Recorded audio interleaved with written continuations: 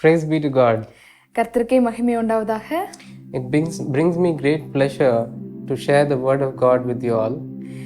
எனக்கு கர்த்தருடைய வார்த்தையை உங்களிடம் பகிர்ந்து கொள்வதில் மிகுந்த மகிழ்ச்சி அடைகிறேன். For a long time, God has put this in my heart to speak about this subject. ரொம்ப நாட்களாகவே கர்த்தர் என் இருதயத்தில் உங்களிடம் இதை பகிரும் வண்ணமாக கூறப்பட்டுள்ள ஒரு வார்த்தை இது. So definitely I think it's going to be a useful subject for every one of us. நான் இது நிச்சயமாக சொல்ல முடியும், ஒரு பயனுள்ள ஒரு பாடமாக, ஒரு செய்தியாக இது உங்களுக்கு இருக்கும் என்று நம்புகிறேன். Let me start by asking you, who is your enemy? நான் இந்த கேள்வியிலிருந்து முதலாவது செய்தியை தொடங்குகிறேன். யார் உங்களது எதிரி? Or who is our enemy? யார் நம்முடைய எதிரி? Is it our neighbor? நம்முடைய பக்கத்து வீட்டுக்காரர்களா? Is it your colleague? உங்களுடன் வேலை செய்பவர்களா? Or is it your relative? உங்களுடைய உறவினர்களா? Let's turn to the word of God and see what the word of God says. நாம் வேதத்தை திருப்பிக் கொள்வோம். வேதாகமத்தில் என்ன கூறி இருக்கிறது என்பதை பார்ப்போம். In Ephesians 6 verses 12, எபேசியர் 6வது அதிகாரம் 12வது வசனத்தில் we read that we do not wrestle against the flesh and blood, but against the principalities, powers, against the rulers of the darkness, against spiritual hosts of wickedness in heavenly places. என்ன கூறியிருக்கிறது என்றால், ஏனெனில் மாம்சத்தோடும் இரத்தத்தோடும் அல்ல, துரைத்தனங்களோடும் அதிகாரங்களோடும் இப்பிரபஞ்சத்தின் அந்தகார லோகாதிபதிகளோடும் வானமண்டலங்களில் உள்ள பொல்லாத ஆவிகளின் சேனைகளோடும் நமக்கு போராட்டம் உண்டு. What are these things? What are these powers and principalities, rulers? What is it talking about?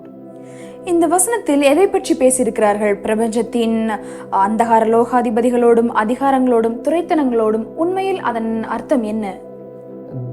These are the collective forces of Satan. இவை எல்லாம் பிசாசினுடைய கட்டுப்பாட்டில் இருக்கிறதான சில அதிகாரங்கள். First of all, the word Satan is a Hebrew word. இந்த வார்த்தை சாத்தான் என்கிற வார்த்தை ஒரு எபிரேய மொழியிலிருந்து எடுக்கப்பட்டது. It means adversary or enemy. இதன் அர்த்தம் என்னவென்றால் எதிரி அல்லது சத்துரு. We see that Satan has this collective forces who operate in the spirit against us.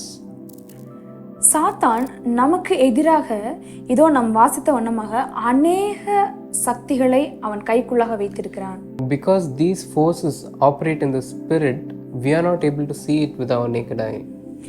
ஏனென்றால் இந்த குறிப்பிடப்பட்டுள்ள எல்லா விதமான கிரியைகளும் ஆவியிலே செயல்படுவதால் நம்முடைய வெறும் கண்களாலே அதை பார்க்க முடியாது. So Satan's greatest lie will be to say that he doesn't exist at all. பிசாசினுடைய மிகப்பெரிய ஒரு தந்திரமான பொய் என்னவென்றால் அவன் இந்த உலகத்தில் இல்லவே என்பதுதான் அவனுடைய மிகப்பெரிய பொய்யாக இருக்கிறது. Because the word of God clearly talks about him and his deception. அதனால் தான் வேதாகமும் தெளிவாக பிசாசினுடைய வஞ்சனையை குறித்து தெளிவாக சொல்கிறது. Let me explain to you why we have such an enemy. நான் உங்களுக்கு ஒரு காரியம் விளக்கமாக கூறுகிறேன். ஏன் நமக்கு இப்படிப்பட்ட ஒரு சத்துரு இருக்கிறான்? What was his origin and what made him to go against the people of God and God himself? இவனுடைய பிறப்பிடம் என்ன? ஏன் இவன் மனிதர்களுக்கு விரோதமாகவும் கர்த்தருக்கு விரோதமாகவும் புறப்பட்டான் என்பதை நாம் பார்க்க போகிறோம். So Satan was once a beautiful angel. சாத்தான் ஒரு காலத்தில் மிகவும் அழகான ஒரு தூதனாக இருந்தவன். In Ezekiel chapter 28 verses 16-17, எசேக்கியேல் 28வது அதிகாரத்தில் 16-17 வசனங்களில் it says he was a cherub, he was a covering cherub. அதில் கூறப்பட்டுள்ளது இவன் ஒரு கேருபீனாக இருந்தவன். It says that his heart was lifted up because of his beauty and his splendor. இங்கே சொல்லப்பட்டிருக்கிறது அவனுடைய அழகினாலும் அவனுடைய இருதயம் மேன்மையாயிற்று, அவனுடைய மினுக்கினால் அவனுடைய இருதயம் மேன்மை அடைந்ததுன்னு சொல்றாங்க. So for this reason God cast him out. அந்த ஒரு காரணத்தினால் கர்த்தர் அவனை கீழே தள்ளினார்.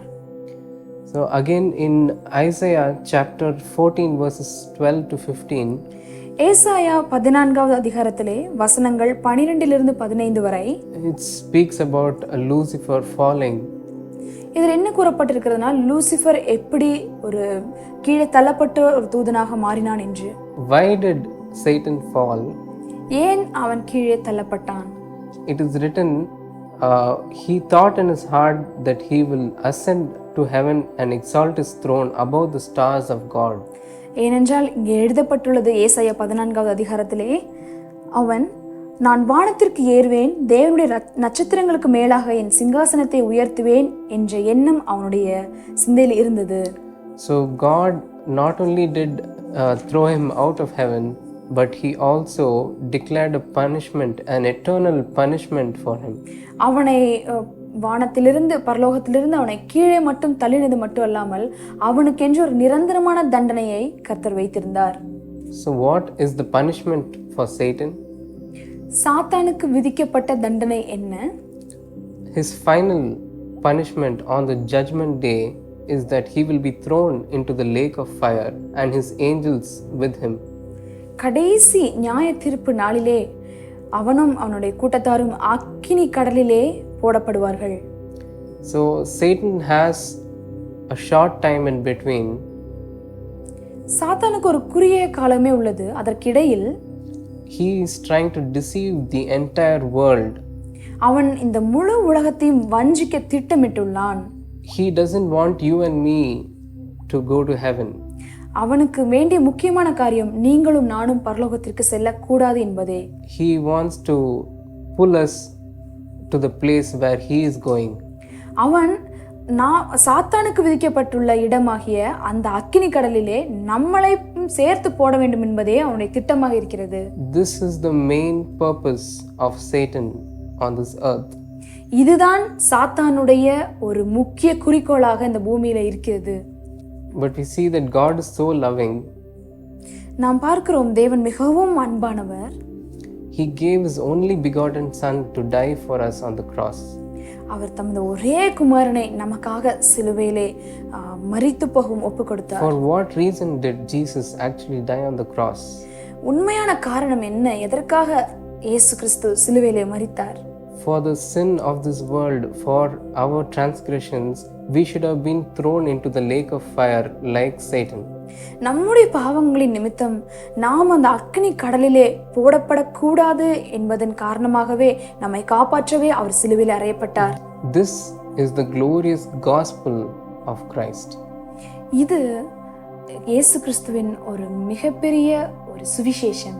When we read from 2 Corinthians chapter 4 verses 3 and 4, நாம் 2 கொரிந்தியர் 4வது அதிகாரத்திலே 3 மற்றும் 4ஆம் வசனங்களை வாசிக்கும்போது we see that the God of this world has blinded the minds of them which believe not. நாம் அதிலே பார்க்கிறோம், இப்பிரபஞ்சத்தின் தேவனானவன் அவர்களுடைய மனதை குருடனாக்கினான். So that they are not able to see the glorious gospel of Christ. அதனால்தான் இந்த உலகத்தில் உள்ள மக்கள் ஒரு மிகப்பெரிய ஒரு அருமையான சுவிசேஷமான கிறிஸ்துவின் சுவிசேஷத்தை பார்க்க இயலாமல் இருக்கிறார்கள். Who is the God of this world that this verse talks about? உண்மையில் இங்கே கூறப்பட்டுள்ள இந்த பிரபஞ்சத்தின் தேவன் யார்? He is Satan. இங்கே குறிப்பிடப்பட்டுள்ள தேவன் என்பவன் சாத்தான். So we see that the enemy Satan is blinding the minds of the people so that they cannot see the truth. இந்த பிசாசானவன் ஒவ்வொருவருடைய கண்களையும் மறைத்து உண்மை என்ன, உண்மையான சத்தியம் என்பதை மறைத்து வைத்திருக்கிறான். God has given the greatest gift to mankind, the salvation through Jesus Christ. கர்த்தர் நமக்காக ஒரு மிகப்பெரிய அன்பளிப்பை பரிசை கொடுத்திருக்கிறார். என்னவென்றால் இயேசு கிறிஸ்துவின் மூலம் நமக்கான ஒரு ரட்சிப்பு. He cancelled all our punishment and he made his own son bear it on the cross. நம்மளுடைய தண்டனைகளை எல்லாவற்றையும் அவர் நீக்கி போட்டிருக்கிறார். எப்படி என்றால் தம்முடைய ஒரே குமாரனை கொடுத்து நம்முடைய தண்டனைகளை அவர் நீக்கி இருக்கிறார். But our enemy Satan is so jealous of this act of God. கர்த்தருடைய இந்த காரியத்தை பார்த்து அவன் மிகவும் பொறாமை அடைந்தான். Because of this, he is constantly working to blind the minds of the people from knowing the truth. இதற்காகவே அவன் மக்களுடைய கண்களை இன்னும் மூடுவதற்காக உழைத்து கொண்டே இருக்கிறான். This is why there is always a war between the angels of God and the angels of Satan. இதனால தான் எப்பொழுதுமே கர்த்தருடைய பரிசுத்தமான தூதர்களுக்கும் சாத்தானின் கூட்டத்தினருடைய தூதர்களுக்கும் இடையில எப்பொழுதும் ஒரு போராட்டம் இருந்து கொண்டே இருக்கிறது. We as Christians have a war daily in our life. நாம் ஒரு கிறிஸ்தவர்களாக இருக்கக்கூடிய நாம் தினமும் நமது வாழ்க்கையிலே சில போராட்டங்களை சந்தித்துக் கொண்டே இருக்கிறோம். All these forces which are mentioned in Ephesians, those are the forces that we are fighting against each and every day of our life. நாம் இதோ எபேசியர் 6வது அதிகாரத்தில் கூறப்பட்டுள்ளதான சில விதமான சக்திகளை, சாத்தானின் கிரியைகளை நாம் சந்தித்துக் கொண்டே தான் இருக்கிறோம். So now we are in the battlefield. நாம் இப்பொழுது ஒரு போர்க்களத்தில் இருக்கிறோம். So for any war, the soldiers first they analyze the strategy of the enemy. எப்பேற்பட்ட போர்க்களத்திலும் போரிலும் முதலாவது அந்த படை வீரர்கள் எதிரியாளியுடைய பலம் என்ன என்பதை பார்ப்பார்கள். Only then they can be prepared to fight against the enemy.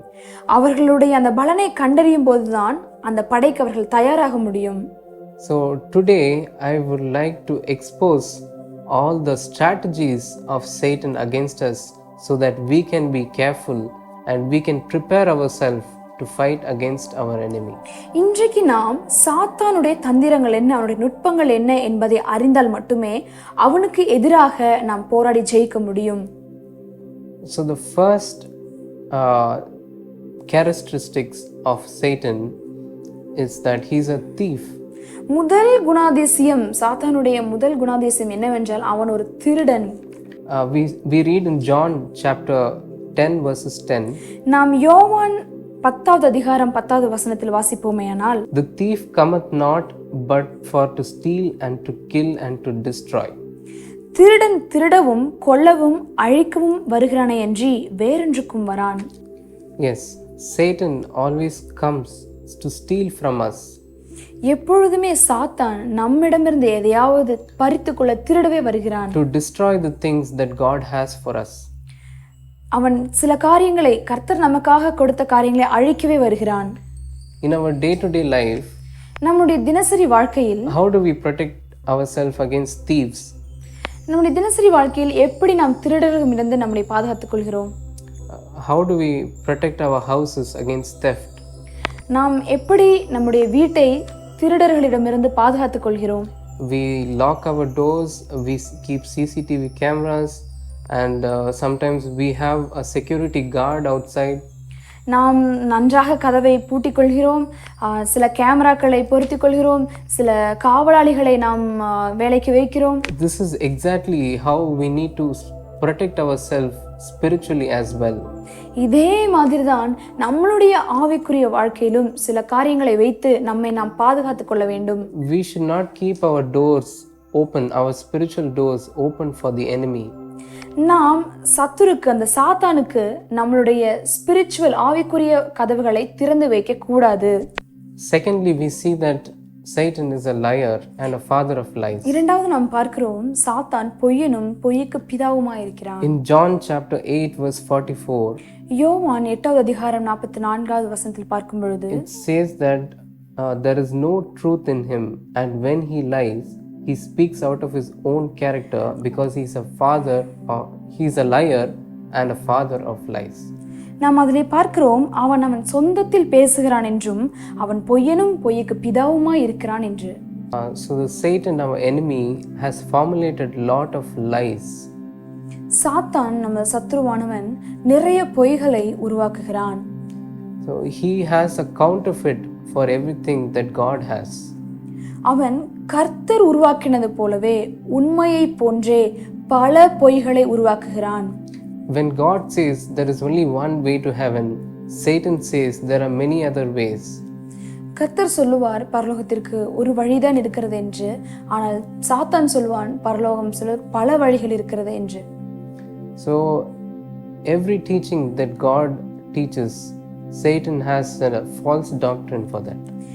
எல்லா கற்பித்தலிலும் எல்லா காரியத்திலுமே பிசாசானவன் ஒரு பொய்யான ஒரு காரியத்தை வைத்திருக்கிறான். This is why we see that the people of the world are being misled and not knowing the truth. இதனால்தான் உலகத்தில் உள்ள மக்கள் தங்களுடைய சரியான வழியை தெரிந்து கொள்ளாமலே இருக்கிறார்கள். Now thirdly, we see that Satan is a deceiver. மூன்றாவதாக நாம் பார்க்கிறோம், சாத்தான் ஒரு வஞ்சிக்கும் குணமுள்ளவன். I can say that one of the main characters of Satan is a deception. நான் ஒரு காரியம் சொல்லுகிறேன், சாத்தானுடைய மிக முக்கியமான குணாதிசயங்களில் ஒன்று அவன் ஒரு வஞ்சனை உள்ளவன். He always deceives the children of God and he misleads people. அவன் எப்பொழுதுமே கர்த்தருடைய பிள்ளைகளை வஞ்சித்து அவர்களுடைய வழிகளை தாறுமாறாக்குகிறவன். When we read from Revelation 12:9, நாம் வெளிப்படுத்தின விசேஷம் 12வது அதிகாரம் 9வது வசனத்தை வாசிக்கும் பொழுது it says that the ancient serpent, who is called the devil and Satan, the deceiver of the whole world, he was thrown down to the earth. அங்கே சொல்லப்பட்டுள்ளது, உலகம் அனைத்தையும் மோசம் போக்குகிற பிசாசு என்றும் சொல்லப்பட்ட பழைய பாம்பாகிய பெரிய வலு சர்ப்பம் தள்ளப்பட்டது, அது பூமியிலே விழத் தள்ளப்பட்டது என்றிருக்கிறது. So we see that Satan is deceiving this entire world. He is not focused on particular people. He is deceiving the entire world. நாம் இங்கே காண்கிறோம், ஒரு சில மக்களை, ஒரு சில ஜனங்களை மட்டும் அவன் வஞ்சிக்கவில்லை, இந்த முழு உலகத்தையுமே அவன் வஞ்சித்து வைத்திருக்கிறான். In 2 Corinthians chapter 11 verses 14, 2 கொரிந்தியர் 11வது அதிகாரம் 14ஆம் வசனத்தில் we see that even Satan disguises himself as an angel of light. சாத்தானும் ஒளியின் தூதனுடைய வேஷத்தை தரித்துக் கொள்வான் என்று எழுதியிருக்கிறது. So we need to be very careful whether we are being deceived or not, because even Satan can appear as if he is an angel of light. நாம் மிகவும் சிந்தித்து பார்க்க வேண்டியது ஒரு விஷயம், நாம் வஞ்சிக்கப்பட்டிருக்கிறோமா? ஏனென்றால் சாத்தான் கூட ஒரு தூதனின் வடிவமாக கூட வர முடியும். We cannot say that we are unaware of this, because the Bible clearly teaches us this character of the Satan. நாம் நமக்கு தெரியவில்லையே என்று கூற முடியாது, ஏனென்றால் வேதாகமம் தெளிவாக சொல்லுகிறது பிசாசனுடைய குணாதிசயம் எப்படி என்று. Fourthly, we see that Satan is a tempter. நான்காவது நாம் பார்ப்போம் என்றால் சாத்தான் ஒரு நம்மை சோதிக்கிற ஒருவனாக இருக்கிறான். We know that Satan tempted Jesus when he was in the wilderness. நமக்கு நன்றாக தெரியும், பிசாசானவன் இயேசு கிறிஸ்துவையே வனாந்தரத்திலே சோதித்திருக்கிறான். If Satan is thinking that he can tempt even the Son of God, சாத்தான் நினைத்திருக்கிறான் நம் இயேசுவையே சோதிக்க முடியும் என்று அவன் நினைத்திருக்கிறான், then how much he will tempt you and me. அவன் எவ்வளவாக உங்களையும் என்னையும் சோதிக்க முடியும் யோசித்து பாருங்கள். So this is the main tool of the enemy. He tries to tempt us to do something which God doesn't like. இதே மாதிரிதான் அநேக நேரங்களில் ஆண்டவருக்கு பிரியமில்லாத காரியங்களை நாம் செய்வதற்கு அவன் நம்மை தூண்டி விடுகிறான். Fifthly, we see that Satan is an accuser. ஐந்தாவதாக நாம் பார்த்தோமானால் சாத்தான் ஒரு குற்றம் சுமத்துகிறவனாய் இருக்கிறான். We read from Revelation chapter 12 verses 10. நாம் வெளிப்படுத்தின விசேஷம் 12வது அதிகாரம் 10வது வசனத்தை வாசிக்கும் பொழுது,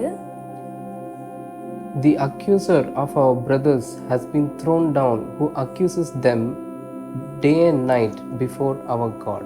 நாம் வாசிக்கிறோம், இரவும் பகலும் நம்முடைய தேவனுக்கு முன்பாக நம்முடைய சகோதரர் மேல் குற்றம் சுமத்தும் பொருட்டு அவர்கள் மேல் குற்றம் சாட்டுகிறவன் தாழ்த்தப்பட்டு போனான் என்று. Yes, in the fourth point we see that he is a tempter, and here we see that he is an accuser. நான்காவது பாயிண்டாக நாம் பார்த்தோம், சாத்தான் நம்மை சோதிக்கிறவன் என்றும், இப்பொழுது ஐந்தாவதாக பார்க்கிறோம் அவன் நம்மேல் குற்றம் சுமத்துகிறவனாயும் இருக்கிறான். So this tempter and accuser goes hand in hand. இந்த சோதித்தருகிறவனும் குற்றம் சுமத்துகிறவனும் ஒருவருக்கொருவர் கை கோர்த்துக் கொள்கிறவர்களாக இருக்கிறார்கள். So on the one hand he is pushing us to commit sin against God.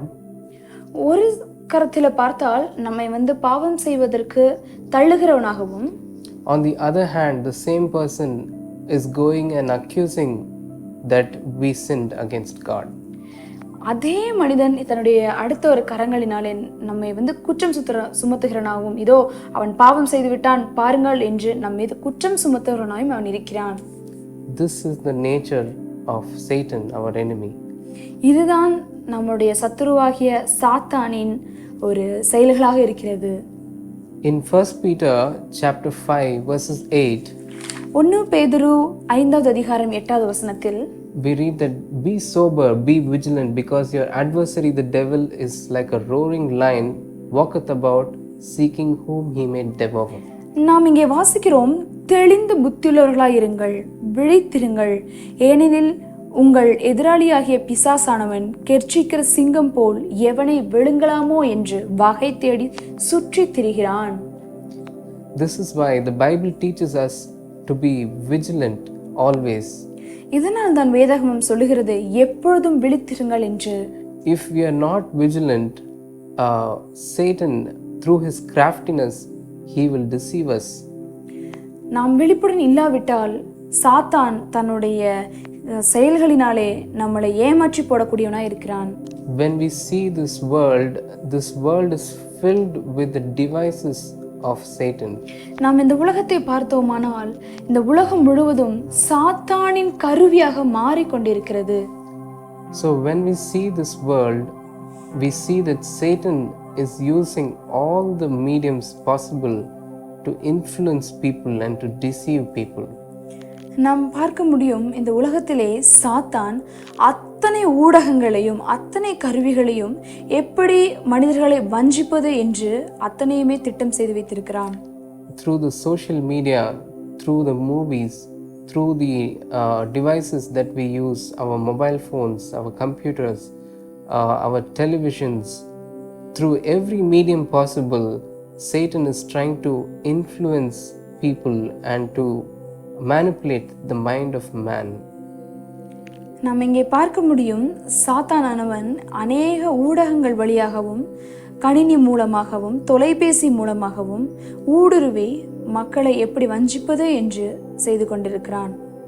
So how can we stand against such a clever enemy? நாம் எப்படி இப்படிப்பட்ட ஒரு சாமர்த்தியமான சாத்தானுக்கு எதிர்த்து நிற்பது?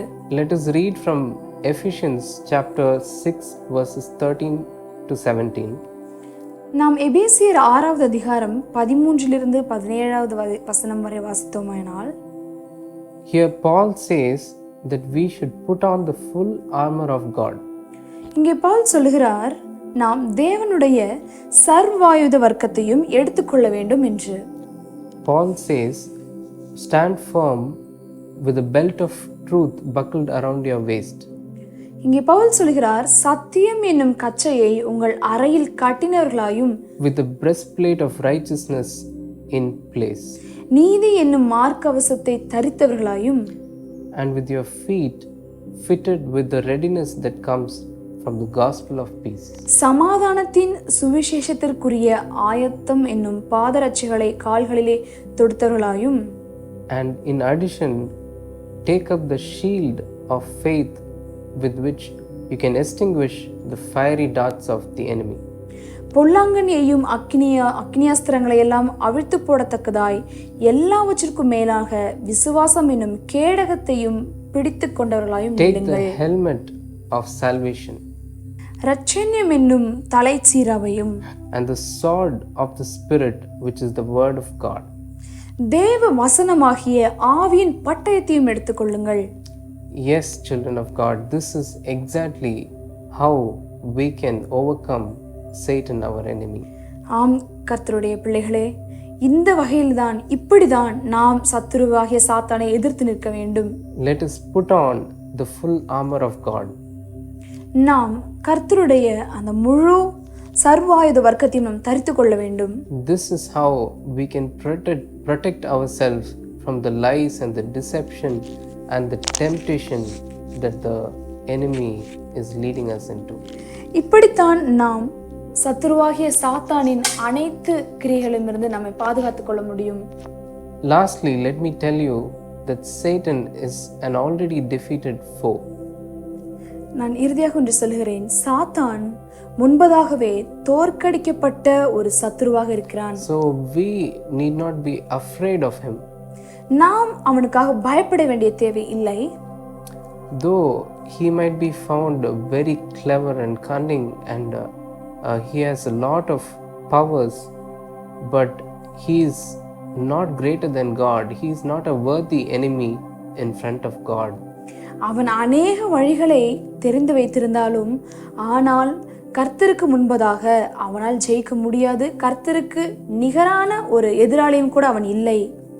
So let me conclude my message to you all by saying that submit yourself to the Lord and resist the devil and he shall flee from you.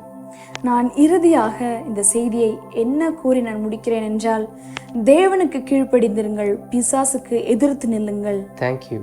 Praise the நன்றி. Lord. கர்த்தருக்கு ஸ்தோத்திரம். Amen. ஆமென்.